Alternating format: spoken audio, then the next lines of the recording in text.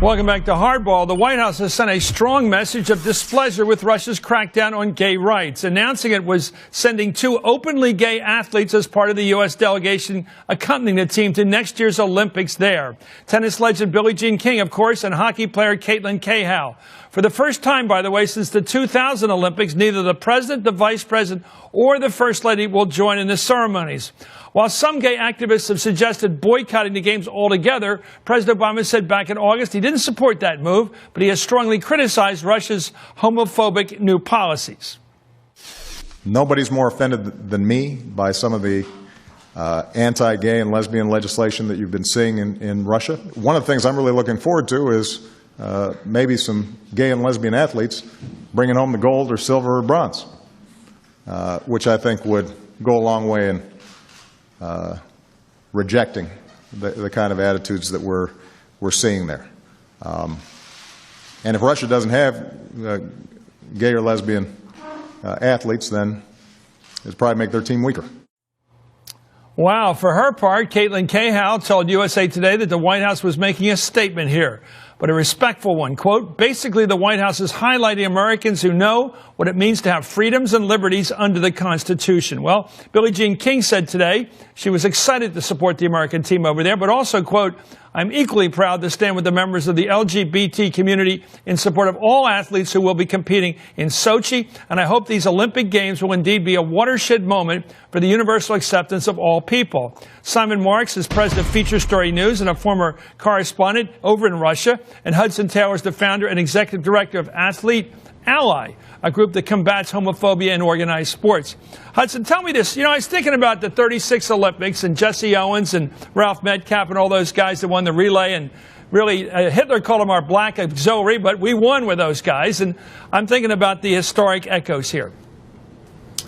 We know that there are going to be LGBT athletes who are competing in Sochi, and I think this is an enormous opportunity for the world athletic community to show support for LGBT athletes. Even though Russia is cracking down on their ability to be out and open, there is a growing movement of people who are ensuring that this conversation is being had at Sochi, and I know that there are athletes that are equally excited in speaking out against these laws. And I think Billie Jean King and Caitlin are 2 champions of respect and inclusion and are going to make sure that that conversation is being had. Let me go to Simon Marks. We've used before, sir, professionally to try to figure out the Russian mindset. You know, I don't know whether Kinsey's right in the percentage of people that are born gay, male and female. I don't know. I guess they're right. Somewhere there's got to be some percentage of people born with different orientations and different identities. We know that from experience. Don't the Russians have this experience, and do they believe they're covering it up? Do they believe they're repressing people who are gay? What do you think they're achieving by a repressive society?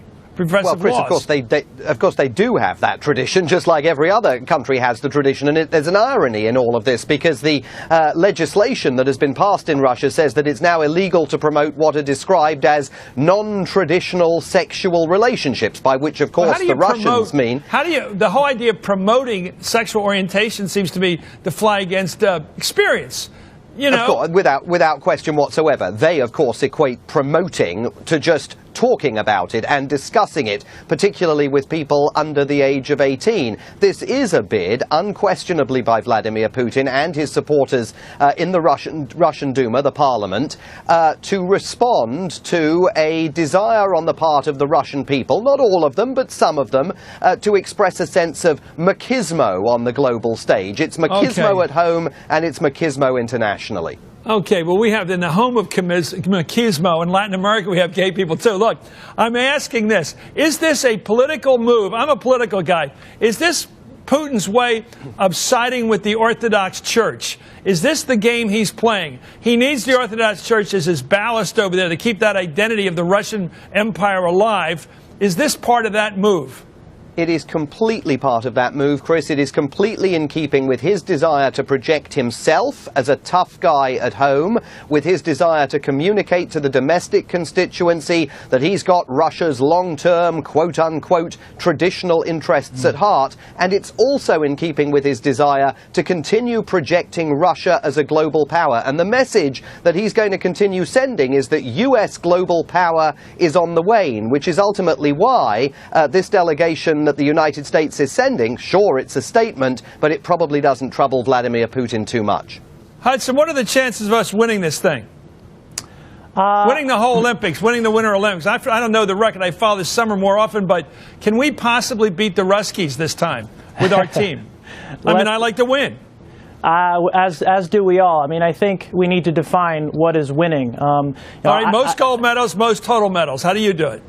I mean, I think that there is added incentive to beat Russia and to come out on top. But I see victory not in terms of just what happens in the course of competition. I see it as what kind of statement our athletes going to be making on the ground in Sochi, what the delegation is going to be doing. I think that is going to be heard far louder than maybe the sports competitions will be. So I'm hoping to see moments like we saw at the 1968 Olympics, athletes being vocal, supporting the principles of the Olympic Charter, which are antithetical to these Russian laws.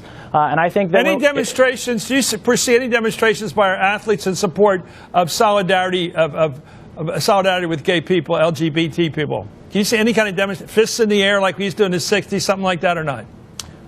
We've been talking to athletes who are very interested in demonstrating and talking about their opposition to these laws. I mean, I think it gets complicated when you look at IOC's Rule 50, which prohibits athletes from making a political statement. So in the work that Athlete Ally has done in conjunction with All Out, we've gone back to the language of the Olympic Charter, specifically Principle 6, which says that discrimination of any kind is incompatible with belonging to the Olympic movement. So I think if we look at the language of the Olympic Charter, there is a lot of leeway for athletes to talk about their opposition to these laws, avoiding IOC Rule 50, and also not subject themselves to persecution under Russia's anti-propaganda laws. What's the day of the Olympics when they start?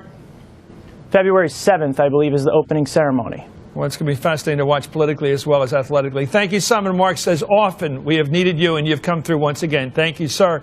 And Hudson Taylor, good luck in that group. And by the way, it's gay people, straight people, all united in this effort. Up next, President Obama surprises sightseers at the White House. This is Hardball, a place for politics.